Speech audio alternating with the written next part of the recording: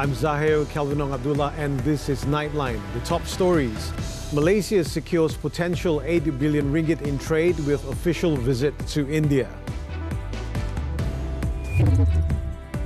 And smuggling of foreigners, 4 enforcement officers remanded in probe.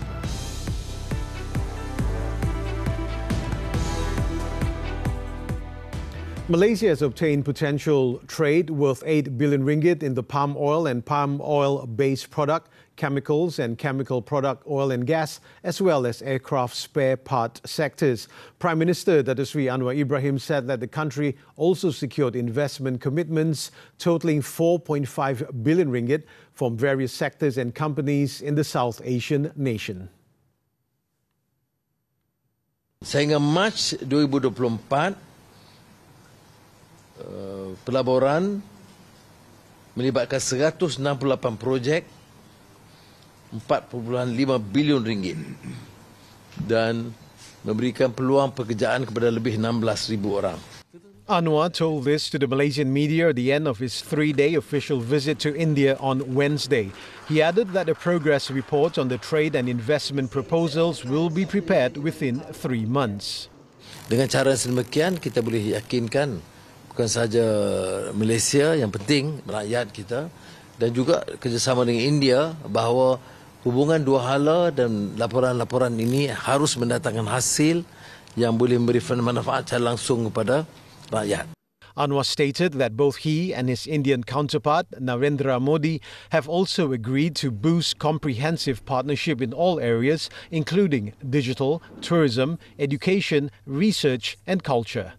The Prime Minister said that his visit to India also saw the signing of 8 Memoranda of Understanding (MOUs) between the Malaysian and Indian governments, as well as 7 business-to-business MOUs between the two nations. India is the largest importer of Malaysian palm oil and palm oil-based products with a total import value of 11.3 billion ringgit, while Malaysia's main imports from India include petroleum products and agricultural products, including halal meat. In 2023, the total trade between both countries amounted to over 72.3 billion ringgit. At the same press conference, Anwar also said that India has expressed support for Malaysia's application to join the intergovernment organisation BRICS. He added that the commitment was given by Modi during their meeting on Tuesday. Semalam bila saya kemukakan, Perdana Menteri Modi bersetuju untuk menyokong penyertaan Malaysia. Sama ada tahap itu peringkat awal, peringkat kerjasama di antara negara dan BRICS ataupun penyertaan secara langsung, itu akan diputuskan oleh wakil-wakil mereka atau dalam pertemuan ketua-ketua negara di Kazan dalam 1-2 bulan ini. Last month, Malaysia submitted an application to the Russian government to join BRICS. It was established in 2009 as a cooperation platform for emerging economies, initially comprising Brazil, Russia, India and China, with South Africa joining the grouping the following year.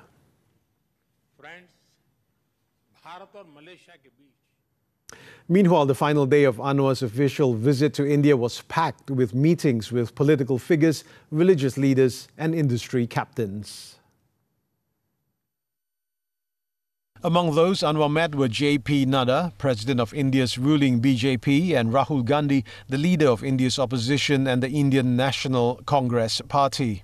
The Prime Minister also had a meeting with prominent Islamic scholars Sheikh Maulana Said Bukhari and Maulana Mahdi, as well as representatives from several regions to discuss cooperation in various fields, including Islamic studies.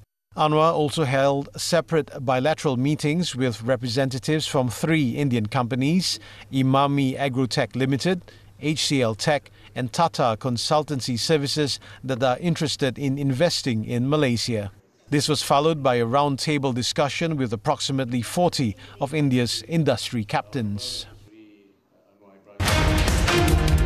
The highest trade value ever recorded for the January to July period. What are the primary drivers behind this historic achievement?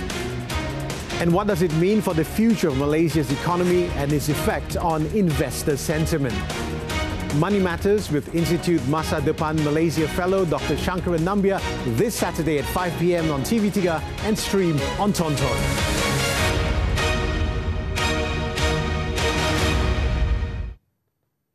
11 people aged between 20 and 50, including 4 immigration enforcement officers, were remanded on Wednesday over their suspected involvement in a syndicate which smuggled foreigners into the country. This comes after the Malaysian Anti-Corruption Commission, MACC, dismantled the syndicate with the arrest of 12 individuals during Ops Pump conducted in the Klang Valley, Pulau Pinang and Kelantan on Tuesday. 3 of the enforcement officers have been remanded for 5 days, while another has been remanded for 3 days.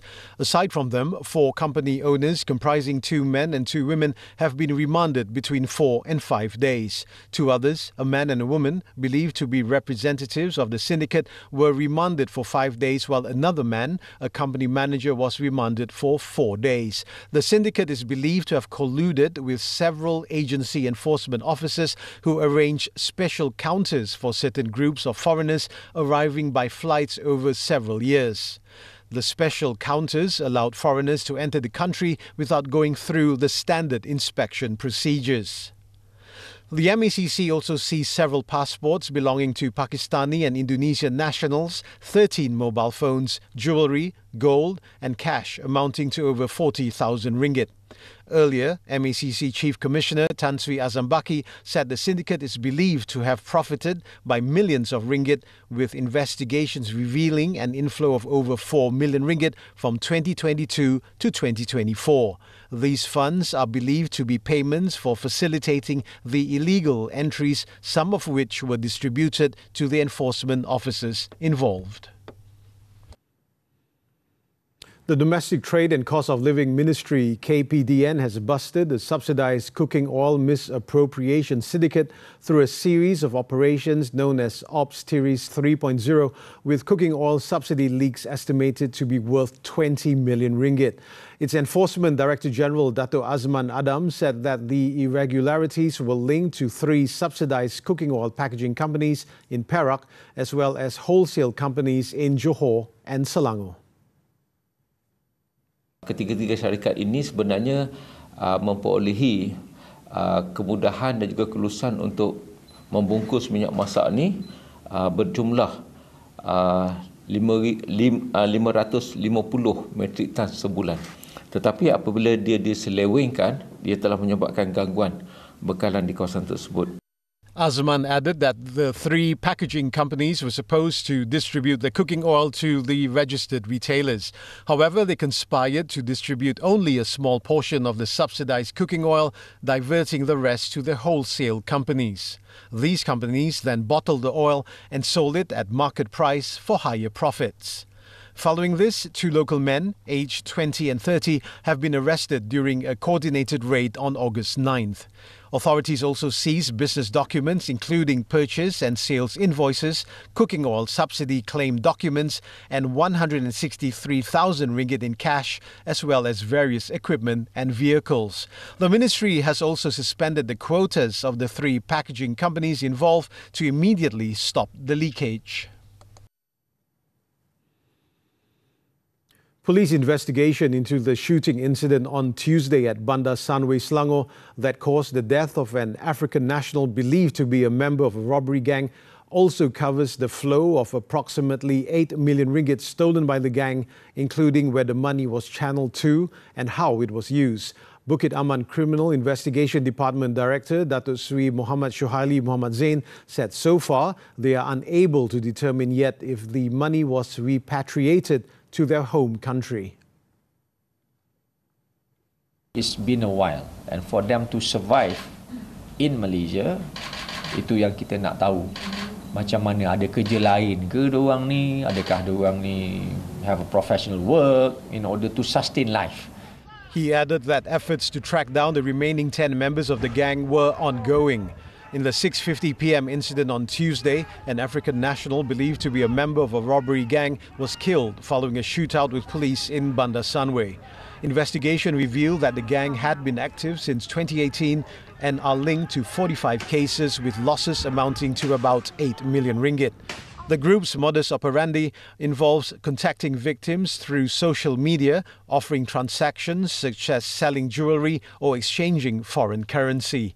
They typically arrange to meet victims at hotels, then lead them to a different location before attacking them on the road. The investigation papers on Perikatan Nasional Chairman Tan Sri Muhyiddin Yassin's election campaign speech, which allegedly touched on 3R issues of race, religion and royalty, have been submitted to the Attorney General's chambers for further action. Inspector General of Police Tan Sri Razaruddin Hussain said authorities have also recorded Muhyiddin's statement on the matter on Wednesday. According to Razaruddin, police have recorded statements from 66 individuals, including Muhyiddin, over the course of the investigations. He added that the Pago Member of Parliament also answered all the questions that were posed to him during the statement-taking process. Muhyiddin gave his statement to the police at his office at the Malaysian Investment Development Authority, MIDA, at 11 a.m. on Wednesday morning. During the hour-long session, the former Prime Minister also handed over several documents to the police to assist in the probe regarding his speech made during the recent Nenggiri state by-election. In his speech, Muhyiddin was alleged to have disputed the duties and role of the 16 Yang di-Pertuan Agong on not being given the Prime Minister's post after the 15th general election. The speech also drew the wrath of Pahang Crown Prince Tengku Hassanal Ibrahim Alam Shah, who wanted the police to take action without compromise against the Bersatu president.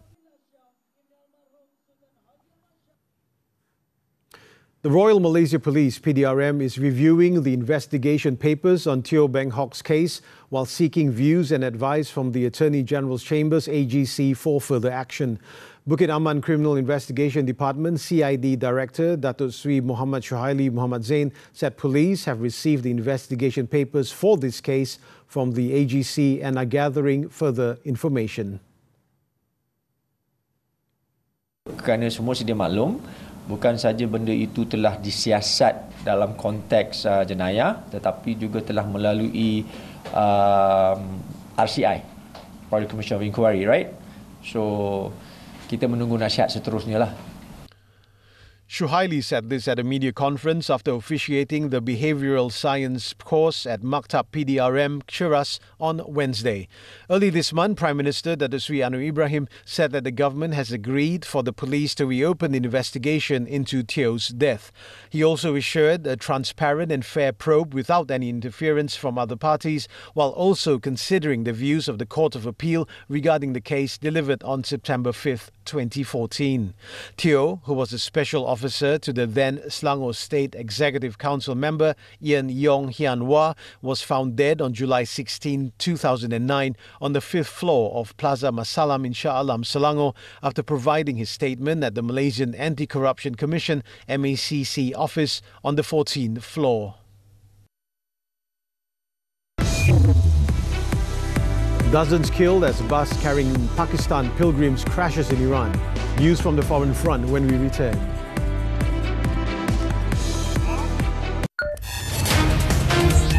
Diving deep into the business world with expert insights and in-depth analysis. The latest trends and developments shaping the country, region and the globe. Key insights into finance. On Money Matters. Every Saturday at 5 p.m. on TV3 and stream on Tonton. Di padang sawana yang luas, siapa yang akan bertahan? Mendominasi rantai makanan di benua Afrika. They must kill to survive. Alam yang kembali bangkit menguasai.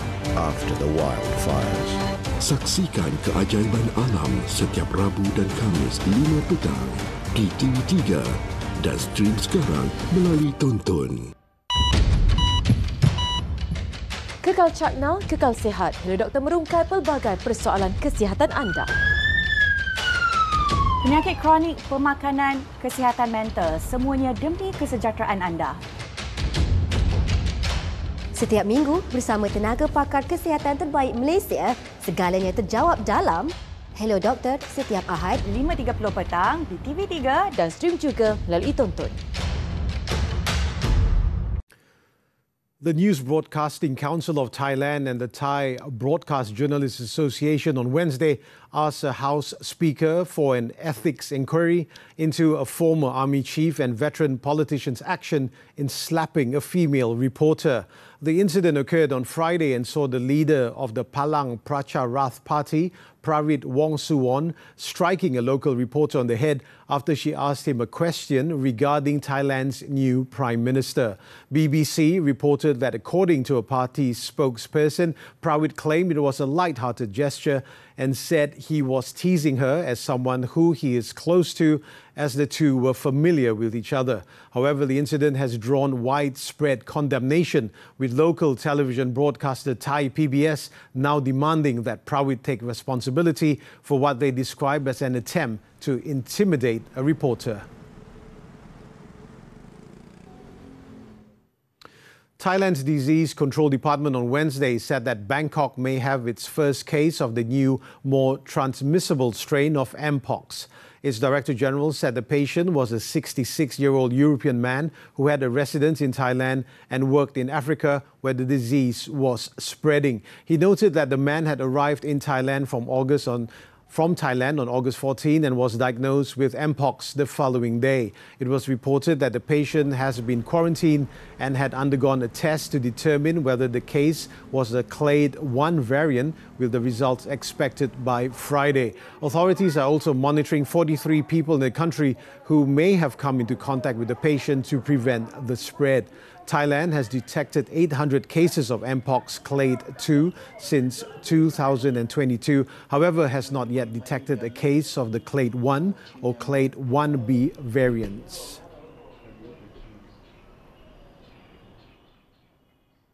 At least 28 Pakistani pilgrims were killed and 23 injured after their bus overturned in central Iran.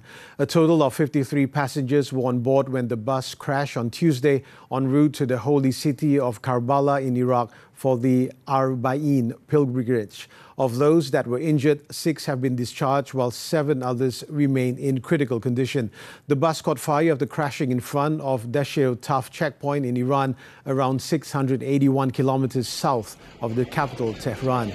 According to preliminary investigation by traffic police, the incident was caused by a technical defect in the vehicle's braking system.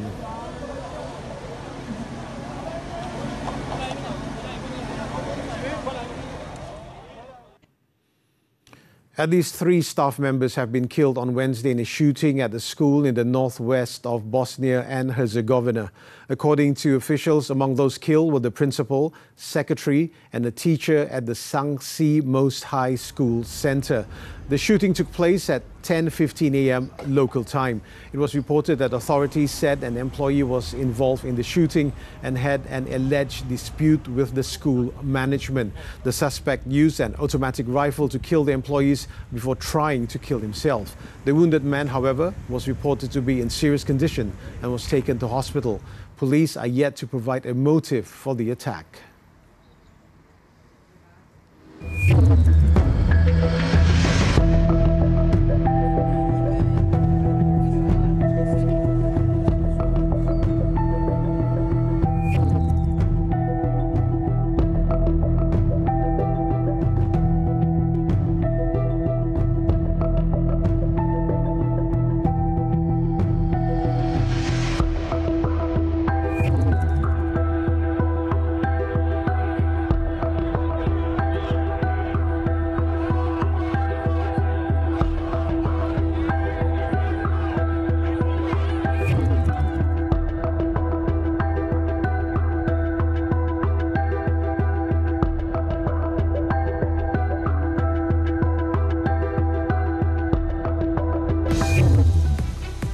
Strong performance from national shuttlers at the Japan Open. Sports after this breather. Learn strategies for staying ahead in the financial battlefield.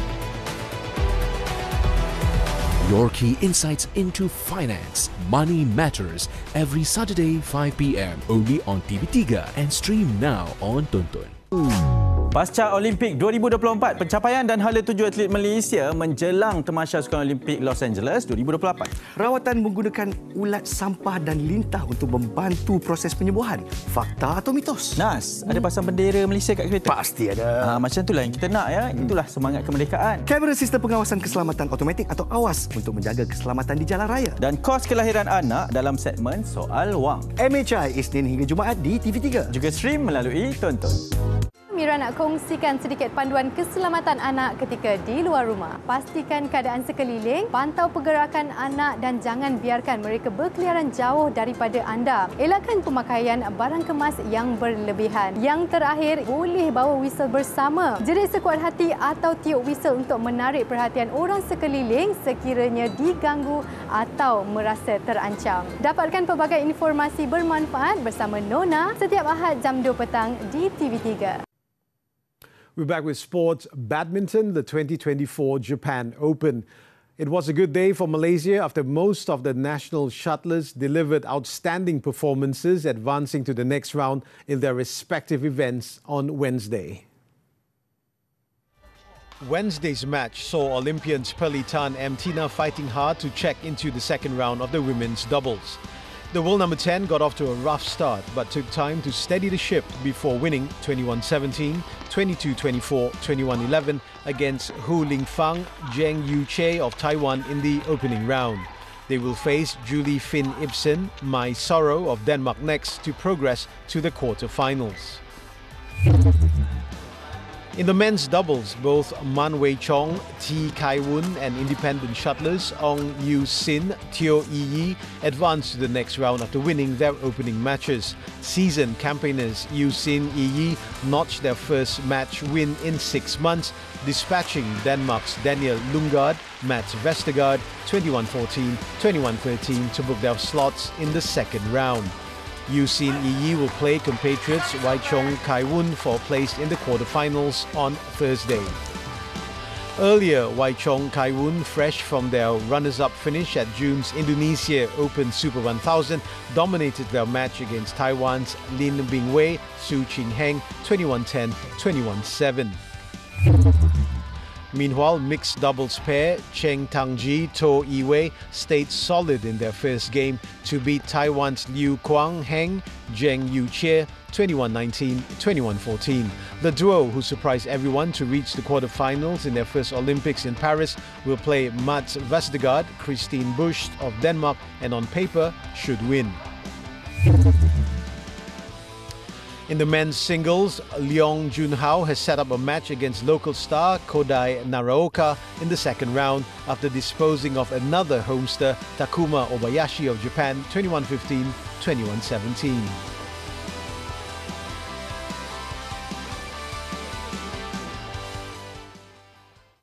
Turning to the 2024 Sukma Sarawak. Sarawakian Jonah Chang Regan came out on top in the men's discus throw final, adding a second 21st Malaysia Games gold medal to his collection on Wednesday. Despite the cold and wet conditions due to heavy rain, the 21-year-old had no problem hurling the discus to a distance of 46.16 meters for Sarawak's third gold in track and field.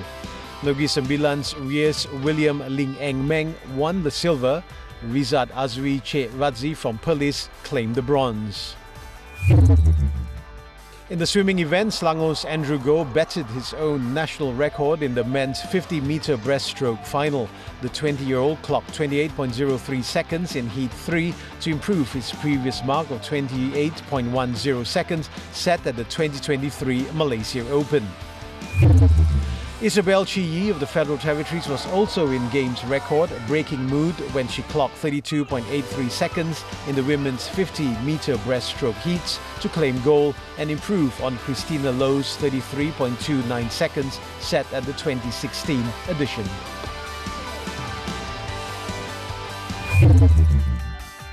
In other action, cyclist Tengku Mukris Tengku Mansur Pahang triumphed in the men's individual downhill event of the mountain bike final.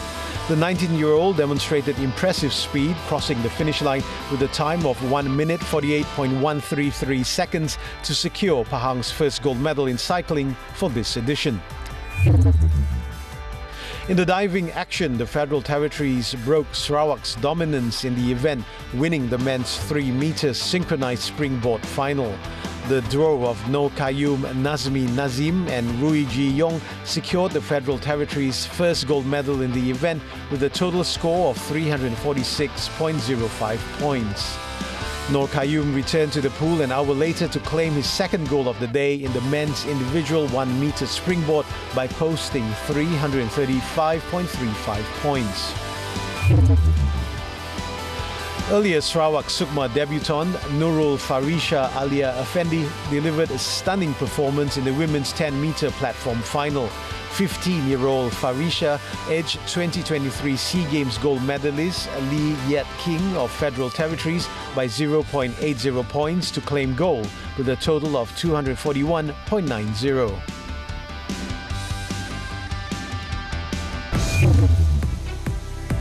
Sungai Kayan boat incident, bodies of 2 of 3 missing students found. This and more when we return.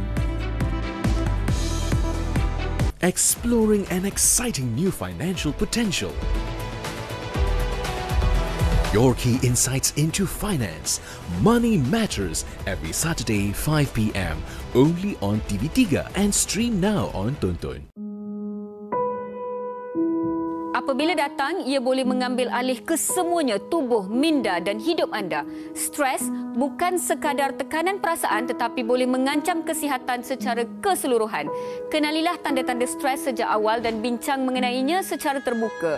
Dapatkan sokongan moral dan emosi daripada orang di sekeliling anda serta bantuan profesional di saluran yang betul. Saksikan Hello Doktor Ahad 5.30 petang di TV3. Pasca Olimpik 2024, pencapaian dan hala tuju atlet Malaysia menjelang Tamasya Sukan Olimpik Los Angeles 2028. Rawatan menggunakan ulat sampah dan lintah untuk membantu proses penyembuhan.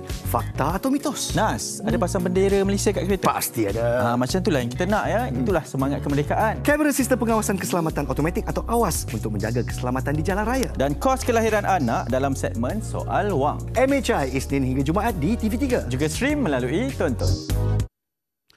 The bodies of 2 students reported missing in the Sungai Kayan boat capsize incident in Lundut, Sarawak were found on Wednesday. The search and rescue operation is now shifted to locating the remaining victim, 14-year-old Alasma Jithil, who is still missing. The body of 15-year-old Vilki Wilson was found at 11:58 a.m. about 10 meters from the fire and rescue control post in Kampong Selapit. The victim's body was seen floating not far from the scene of the incident by villagers. Meanwhile, the body of 16-year-old Helena Fasha Petrus was found more than 5 hours later, approximately 1 kilometer away. The victim's remains were then brought to the village jetty for identification by family members before being taken to Lundut Hospital for post-mortem. The search and rescue operation had to be postponed at 7 p.m. as conditions became too dark and will resume on Thursday morning. In the 6:10 a.m. incident on Tuesday, a boat carrying 20 people, who were mostly students, sank in the middle of Sungai Kayan due to overloading. 16 victims managed to swim to safety, while another student was swept about a kilometer away by the river current before being rescued by villagers. 7 individuals were severely injured when the Selangor State Secretary officer's bus that they were travelling in crashed at Jalan Simpang Morip, Kampong Kelanang in Banting. The incident occurred at 1 p.m. on Wednesday when the vehicle's driver tried to avoid a motorcycle before skidding and plunging into a 2-meter deep ditch. State and Fire Rescue Department Director Wan Muhammad Razali Wan Ismail said the bus was carrying 21 of the state court's personnel at the time. He added that his department received a distress call at 1:07 p.m. and 11 firefighters from the Banting and Telok Panglima Garang stations were deployed to the location. The injured victims, all aged between 30 and 40 years old, comprised of the state court personnel, and the bus driver who was trapped in the vehicle was saved by the firefighters. The rest of the passengers sustained minor injuries. All injured victims were sent to the Banting Hospital for treatment.